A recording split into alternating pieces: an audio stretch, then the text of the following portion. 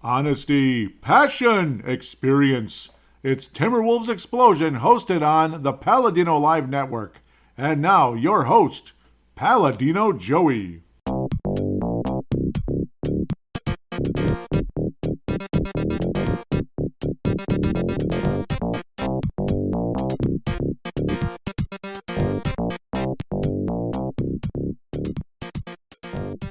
Hello again, Timberwolves fans. Are you ready for the explosion of Timberwolves basketball? I am your host, Paladino Joey, or Joey Awajan.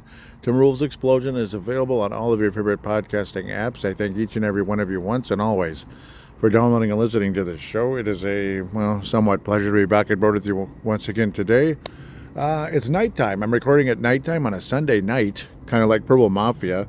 In a way, but I'm doing this very unconventional at this stage.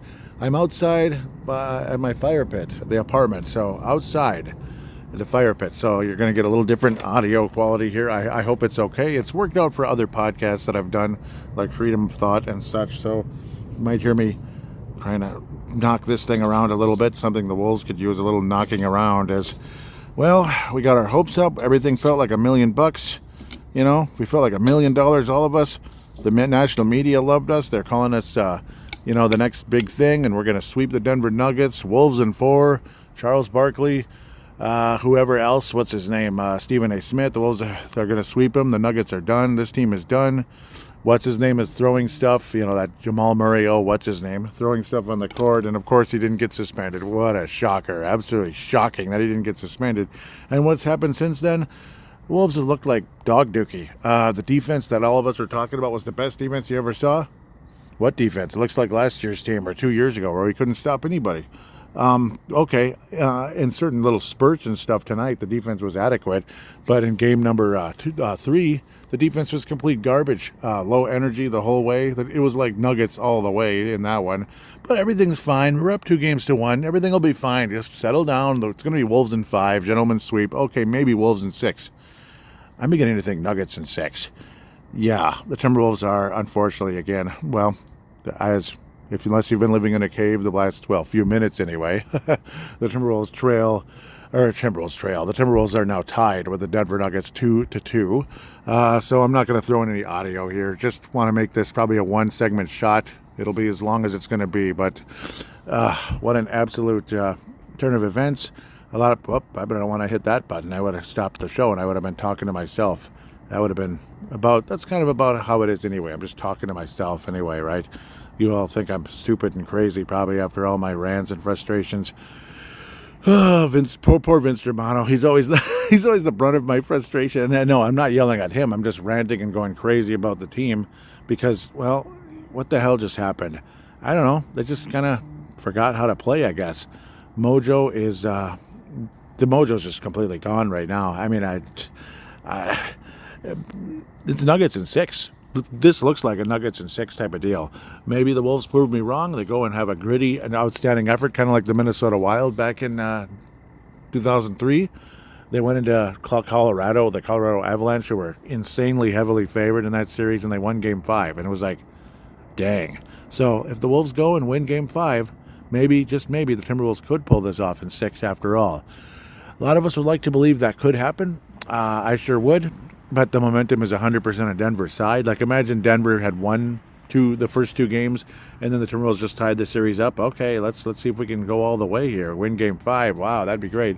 Hopefully the Wolves can switch momentum in this series back in our favor. But I don't see it happening, folks. I don't. I mean, my experience watching the NBA, watching professional sports over the last X amount of years tells me the Wolves are not going to win this series. And I hate saying that.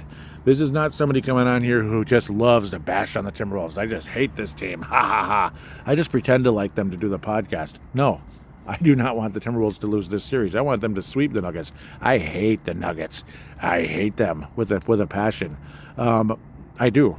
Dating back to forever, because we've been in the same division for eons, and it's a different kind of thing. It's a division rivalry thing. It's not like this is like, the Timberwolves have like 10 championships and the Nuggets have 11. No, it's not like that. The Nuggets have 1 title and we don't have jack bleep. and I'm tired of having Jack Bleep. It's been a long time with lots of Minnesota franchises here disappointing us. This is as Minnesota as it gets. I mean, we're talking historical looking team, and then here we come back looking like crap, kind of like the Minnesota Wild so many times. You feel like $1 million. Holy cow, this is so exciting. $1 million. Everything's going to be, I mean, this team is going all the way. And then the Blackhawks, Chicago Blackhawks, of course, go up like 3-0 before half of the fans are even in their seats. It's just like, really, man? Or the Wild don't show up and choke right away in the first round against like a St. Louis Blues team coached by our former coach, Mike Yeo. That's kind of what this feels like in a way, but no, obviously it's not. The Wolves were not favored to win this series. Until we took the 2-0 lead, then yes, we were. But then once the Timberwolves become the favorites to win the series, of course we're not, because we can't win at home. We just can't win at home now because, well, I don't know, because we're Minnesota. That's the only reason I can come up with at this stage. Back in the day, Minnesota teams won home games. Back in the day, they did, especially the Twins. It was like, oh yeah, it would have been completely over if, say, the Twins would win 2 games on the road. It would be over back in the day, and the Kirby Puckett and all them. But now we're at a point of, I don't know what else to say. Just we're kind of at the stage of the momentum is 100% on Denver's side. It just is. My deep apologies, a technical difficulty. Apparently, as I was pulling up the numbers, it went into video mode and it had stopped. So I'd been talking for a few minutes to myself. So, of course, that happened. My deep apologies. So, yes, the momentum does feel like it's on Denver's side completely, and that it's probably going to be the Nuggets in 6 rather than the Wolves in 4 or 5 or 6 or 7 or whatever. My initial prediction was Nuggets in 7. I don't know. It's sad. It truly is. Game number 3, which was the first Wolves home game, of course, in the series, was definitely not what we were hoping for at the end of the day. Obviously, the the game basically started off. The Wolves had no energy. Anthony Edwards basically said that leading into the game, which was, an extremely disappointing explanation. It just doesn't add up. It's not something that a lot of us were hoping to see at the end of the day, and it was beyond frustrating. A 117-90 loss there. Now I have this. Hopefully it's still recording now, so you can see the little microphone blinking. I should have looked at that. My apologies. It's happened to me on previous podcasts or other podcasts. Also, the fire had gone out too, so that was irritating, but it came back after blowing on it pretty good. 117-90. There was no rekindling the fire with the Wolves in this game, and it was really similar in game number 4. But game 3, of course, Jamal Murray, after flipping out and should have been suspended and everything, and of course he didn't get suspended. He was fined $100,000, whatever. Came out solid, and the Nuggets simply won the game. They had way more energy than the Timberwolves. The defense was a complete non-factor. There was just no resistance in this game. The Timberwolves felt unprepared in the game on both sides of the ball, offensively and defensively. And yes, Denver wasn't going to lay down and give up. They were the world champions and this and that. And, of course, I was not that comfortable in thinking that the Wolves were going to crush Denver necessarily. Yes, I said Wolves in 4 because it did feel like maybe, the momentum really was that good. And maybe, hopefully, just maybe this team really was a team of destiny. I don't think so now. I just don't. As negative as that might sound, I don't think so. I don't know. Guys had some decent numbers and everything. It's funny, like Anthony Edwards' quote-unquote box score looks okay, but the energy wasn't there, though. And a minus 32 is complete garbage. Like, how do you get outscored by 32 points? Like, that's garbage. Karl Anthony Towns has put me in a mood of, like, I'm just about ready to trade him to Siberia. I don't care. I don't care if he gets traded to Siberia and we never see him again. I'm kind of at that point with Karl Anthony Towns now. Anthony Edwards is 22 years old and is taking strides to being possibly a first ballot Hall of Famer in this league. Maybe even a unanimous Hall of Famer, first ballot. That good, possibly, when it comes to Anthony Edwards. Where Karl Anthony Towns, he looks like Kirk Cousins in a Timberwolves uniform. 4 of 7 from the floor, only 7 attempts. Just, I don't know, just meh. Just nothing to brag about. 5 rebounds. This isn't 32 minutes, by the way. This isn't like he was playing in half of the game. You know, and it's like we can't talk about, oh, he came back from an injury and this and that. Yeah, that was a while ago though. You know, I mean, okay, you know, we can say that forever. When is it going to be like, okay, Karl Anthony Towns really took charge, you know, and was one of the better players? He was damn good in the Phoenix series, but a lot of that momentum that we had in the Phoenix series and continued into Denver has seemingly vanished at this stage. And that's all I can really say about it. It feels like it truly has. Game number 3 is an unreviewable game, to be quite honest. The team did not show up to play, and that is all I have to say about it. On to game number 4, 107, 115. Very fitting in this one how it was a beautiful blue, very warm day here in May in in the Twin Cities here, Golden Valley in my case, but other cities close by. You had the beautiful blue sky, a little on the breezy side, and then all of a sudden when the wind shifted to the north later in the day, this huge smoke basically rolled in from Canada because of wildfires that never seemed to end. Like they've pretty much plagued this place for, I don't know, the last 10 years or so when it comes to the summertime and, you know, warm part of spring and into summer, where you've pretty much had smoky skies half of the freaking year, and it's ridiculous. And it was kind of like a telltale sign that Denver was going to come in and smoke us again and ruin our beautiful day, and that's pretty much what happened. They didn't really kill the Timberwolves. The Timberwolves came out with good effort at the beginning, but then when Denver started to kind of, you know, take the lead and the Wolves started to get sloppy, Karl Anthony Towns, every time he's driving to the basket, basically the ball's knocked out of his hand, kind of like Joe Smith, because Joe Smith was just too slow with the ball. Always getting the ball knocked out of his hands, and that's what happened with Karl Anthony Towns in this game number 4, of course. And it just had you at a point of insane frustrations. Every time down the floor, it's a turn. You know, he turned the ball over, and then there'd be another stupid foul. Jokic gets any call he can possibly imagine. Anytime he's anywhere near the basket, he's either going to score or he's going to get fouled, or he's going to lower his shoulder into somebody. And the foul was called on our guy. Of course. Anytime a call's on Jokic, it's like, you can't believe it. Oh my God, you know. So that's pretty much what type of vibe this is right now with the Timberwolves on this Denver series. At the end of the day, Jokic, I mean, the Cyclops, as I call him, 15 of 26. He might as well have been 26 of 26. He just clanged some longer range shots, but anything close to the basket, it's just going to go in every damn time. Every damn time. It just, it's ridiculous. Jamal Murray, 19 points, 8 of 17. Yeah, and the other key with Jokic and all that, so you'll notice Aaron Gordon shot 11 of 12. My God. And you know why that is? Because nobody was freaking guarding the guy. Yeah. And it's not because he's wide open hitting shots. It's because he was cutting to the basket and was wide open and getting open dunks. Aaron Gordon. Every time Jokic had the ball, Gordon would be cutting to the basket. And it's like everybody's up. Let's go double team Jokic, and there's Gordon wide open underneath the basket for a little backdoor pass from Jokic, who had 7 assists in the game. Amazingly, only 7 rebounds, which is funny. But just another night where Denver shot the ball well. The defense was putrid and garbage. It's completely gone. The defense just feels like it's totally gone from this team. It's beyond frustrating. Beyond. Karl Anthony Towns, yep. 5 of 18. That's freaking horrible. Like, freaking horrible. Like, get off the court. I don't want to see you anymore. Horrible. That's how bad it was. You need this game. The biggest game of your life. You need this game. Otherwise, the momentum is 100% of Denver's side. And he shows up. And this is what he gives you. 5 of 18. In your house. Your own house. His own house, so to speak. That's what he gives you.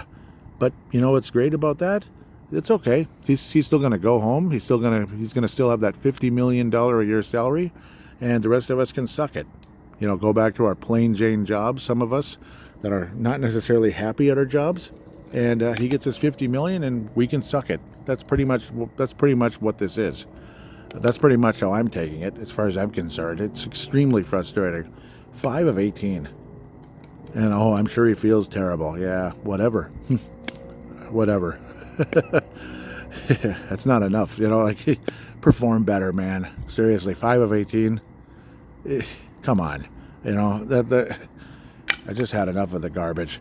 Anthony Edwards showed up to play throughout the game. He was amazing at the beginning. He missed some shots he missed some shots like any human being would, But Anthony Edwards was the best player on the floor throughout the entire night. But he didn't have a whole lot of help. Pardon me for stammering. Conley did have 9 assists in the game, and we appreciate that. That was nice. Naz Reid was, he should have been on the floor way more than Karl Anthony Towns. I think that's actually not good. Amazingly, Karl Anthony Towns was a +4 in the game. That's an anomaly if I've ever seen one. I thought Gobert was terrible. He was whiny and complaining all the time as well. Yes, the fouls are lame. I hate the foul calls. I hate it. I hate the way Denver plays. I hate the crap they get away with. But, wake up. Make adjustments. Show up. Figure it out, damn it. And you didn't figure it out. Regardless of the fact you're a 30-year-old player making $50 million bleeping dollars a year, just like Karl Anthony Towns, who's 28. You get to go back to your bajillion dollars, and good for you, I guess. The rest of us can suck it, I suppose. Nickeil Alexander was terrible as well. 24 minutes, 1 of 7 from the floor. He was missing layups, of course, clanging. When people like Nickeil Alexander and Jaden McDaniels aren't hitting their corner threes, that's a bad sign as well. And that's pretty much, again, what happened. They shot for a combined 1 of 7 from three-point range in this game. So this is game number 4, which was actually better than the last game, if you can believe it. And of course it was. This wasn't a thorough thrashing, but Denver was up by 17, at times in this game. And you just never felt that run was going to come. And when it did come, it just wasn't enough. It just wasn't enough, It just wasn't enough. And here we are, 2-2, going back to Denver. Of course Denver's heavily favored now. They have regained home court advantage in the series as well. So we're kind of right back where we started, and it's a best of 3. Timberwolves show up to play for Game 5. Good for them. If they don't, well, Game 6 is probably going to be just like it's going to feel a lot like the Memphis series, where they probably should have won this series. The Timberwolves probably should have won this series, regardless of how good Denver is, and they're a proud franchise, and they're this and that, whatever. The Timberwolves shouldn't have let out. Should the Timberwolves let this slip away more than people want to admit? I think they're letting this absolutely slip right through their hands, and it's freaking terrible and frustrating to a point of insanity. Again, the good news is Anthony Edwards has taken a giant step towards becoming one of the best players on the planet, if not the best player on the planet, and that's where the positive vibes come from as we head into this series, as we head later on into his career. But I'm not so sure I want Karl Anthony Towns along for this ride going into next year and beyond. But is he even tradable with that salary? And, he's kind of like a Kirk Cousins, but the Atlanta Falcons wanted Kirk Cousins. Maybe the Atlanta Hawks will want Karl Anthony Towns. So congratulations to the Atlanta Hawks, as they will be drafting number 1 overall in the draft. So they won the draft lottery today. Congratulations. I guess it's back to Sundays again, like it used to be many years ago. During the second round games. It usually is during the second round. It always is. So congratulations, Atlanta Hawks. Another team kind of like the Phoenix Suns, who had never won the draft lottery before. So we can't cry about that anymore. Timberwolves got it with Karl. The Timberwolves got it with Anthony Edwards. So absolutely love Anthony Edwards and appreciate him in so many ways. Karl, I'm not sure what to say. He's 28 years old and he's still acting like a rookie out there, flaring his arms up and all of that. So I don't know. One thing I noticed a while back, like say when you wanted to have Karl Anthony Towns as you know how we have the podcast logo, like for that specific episode. I was looking up Karl Anthony Towns. Every dang photo is him whining. Every photo, every image, like every Google image you can find, where it's all over The Athletic or whatever the heck else. It's always Karl Anthony Towns with his hands up in the air complaining. It was just kind of funny how that tended to be an insanely common image of Karl Anthony Towns. And it's like you look him up in a dictionary, that's what you're going to see. Dictionary, Wikipedia, him flaring his arms, complaining, flaring up his arms. And then you see box scores like this, 5 of 18. 5 of 18. And it was worse than it looked. Only 1 turnover, but it felt like he had like 20 of them. So most of those missed shots were because he got stuffed before he really had any chance to get the ball released. It felt like he had like 10 turnovers in the game. It really did. And I don't know. I'm disgusted with Karl Anthony Towns' play, generally speaking, especially in this one. But, jeez, he just looks like Kirk Cousins, showing up. Maybe he'll get some good numbers, but then when you really need him to take charge, to be, at least the second best player, something like that, somebody to help Anthony Edwards, and he's just not there. Garbage. And that's what this was. In game number 3, both of them, Karl and Anthony Edwards, Karl Anthony Towns and Anthony Edwards were minus 32. So very telling statistics there of how awful and absolute what a letdown game number 3 was. Absolute freaking letdown of epic proportions. So now I'm going to look at the rest of the postseason, if humanly possible. It is still recording. Again, I feel like a moron for losing as much as I did, but maybe it's for the best because there was a car making noise behind me in some of the audio that was lost earlier into not even into the cyber world. I never got a chance to get into the cyber world. Boston is up 2-1 in their series. So what gave me hope a little bit as a Timberwolves fan was how the Cleveland Cavaliers kicked the Celtics' ass in their house in game number 2, but then the Celtics now have come back and are up 2-1. So the New York Knicks won the first 2 games of the series in the classic Knicks and Pacers deal. Pacers have won 2 in a row now.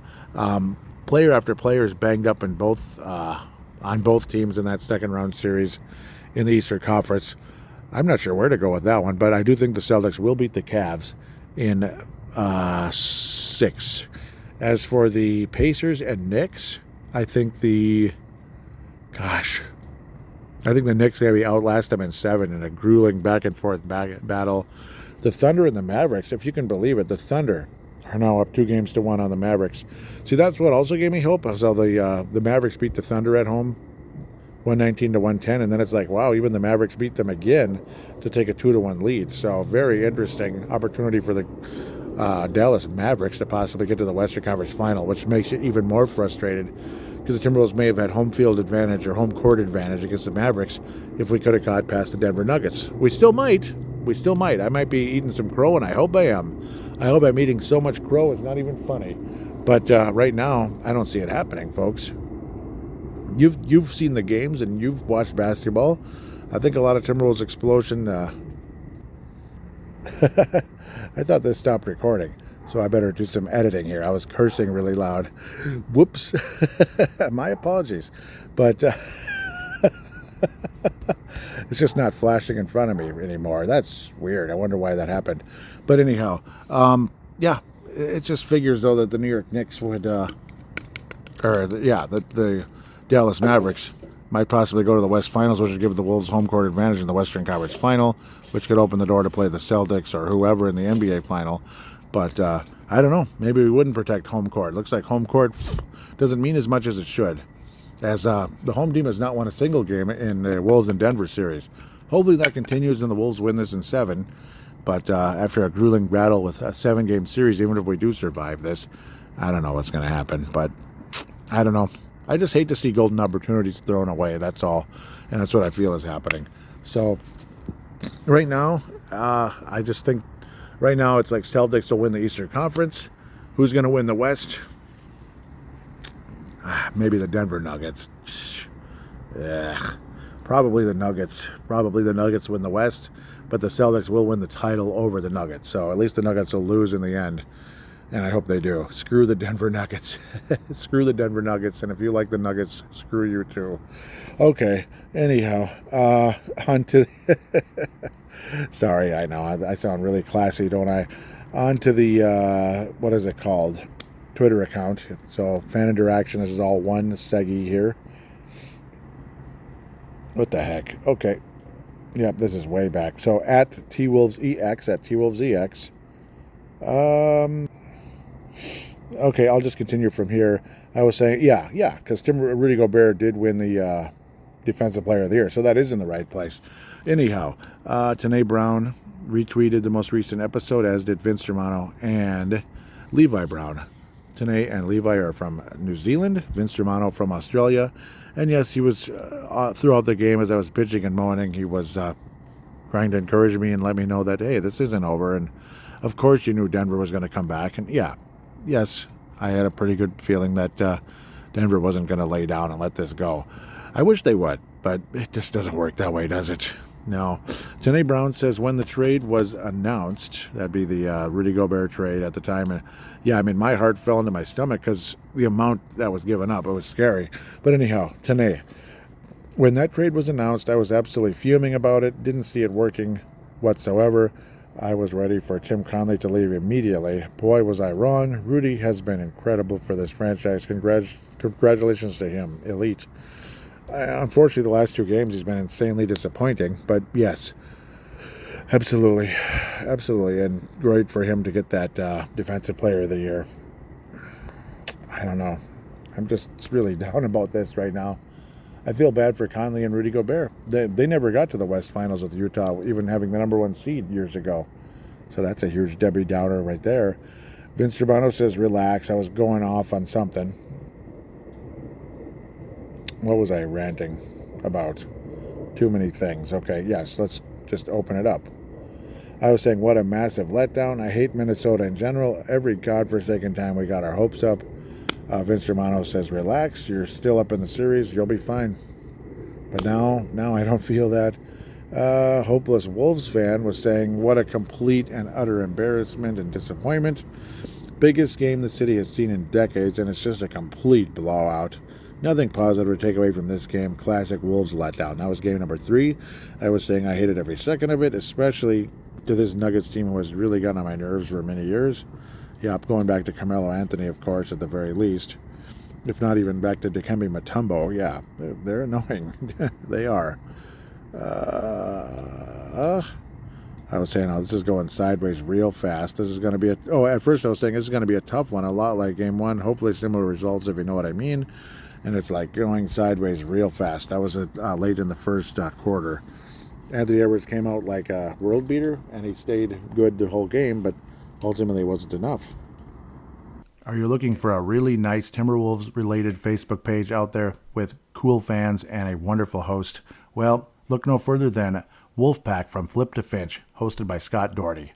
He does a great job. Scott Doherty's an awesome guy, and the fan base on there, obviously passionate about the Wolves, but also respectful of other people's opinions regarding the team. Check out the page. It's awesome. Wolfpack from Flip to Finch. I was saying this is disgusting, looking a lot more like Nuggets in 6. Make a godforsaken stop, you pansies. Where did the defense go? Blah, blah, blah. I was going off. Hopeless Wolves fan says, team is still soft as shit. And I was like, that's exactly what I'm seeing. It's beyond frustrating. Hopeless Wolves fan responded with, somebody tell me why, he was saying, somebody tell me why they think this team will be keeping Towns around. Honest question. I was saying, I'm officially on the trade Towns bandwagon. Hopeless Wolves fan says, he's been here for 9 years now? Huh. Who is he? I mean, who he is as a player isn't changing, and it's been clear that his inconsistency is not something you want as a second option. He's not tough enough or disciplined enough. That can't be argued. Amen. Yep, amen. That's yes. People can get mad all they want, but it's just an honest, depressing fact. Whoops, I almost hit the wrong button here. I was saying Karl Anthony Towns is Kirk Cousins in a Timberwolves uniform. Hope I didn't lose anybody there, but maybe. Hopeless Wolves fan says, exactly.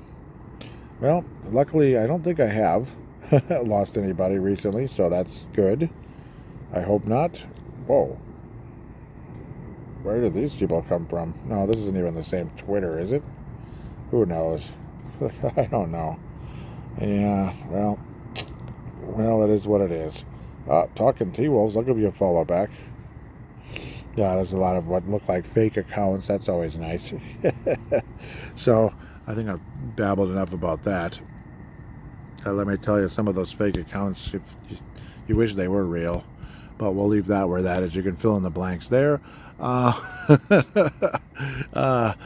of that, I think that's about it. I'm going to check the Instagram just to be fair and honest here. You can hear the toads doing their call here in the background, the sound. I like toads. They're very nice. And they do help us with the bug little pest population a bit. So we appreciate toads around here in the, at least in my book. Come on now. It looks like there is no new Nope, just likes. And I appreciate the likes. They help. Oh my God, this is episode 400. What a way to go. Number 400. This is the 400th episode. What a way to celebrate 400 episodes of Timberwolves Explosion. I almost forgot. Out by a campfire with a different audio and a depressing mood here. 400 episodes in. Well, you know what, though? Pretty symbolic, huh? For Timberwolves history. You get your hopes up, you feel good, things are looking better, and then someone gets hurt or something. Well, that was the Wolves getting mad. That might have been Anthony Edwards there, so I'm just kidding. But nope, that's pretty much it. So 400 episodes of Timberwolves Explosion dating back to August of 2008, I believe. Yes. Really appreciate all of you that have stuck with this show for a long period of time, and that really appreciate all of you that have stuck with the show for a very long time, and can't thank you enough. Vince Germano, Tene Brown, Levi Brown, Benzo, a lot of you that have been so loyal for so long. I appreciate all of you so much, to a point of like I can't thank you enough for being a part of this show for as long as you have. So you guys are absolutely great.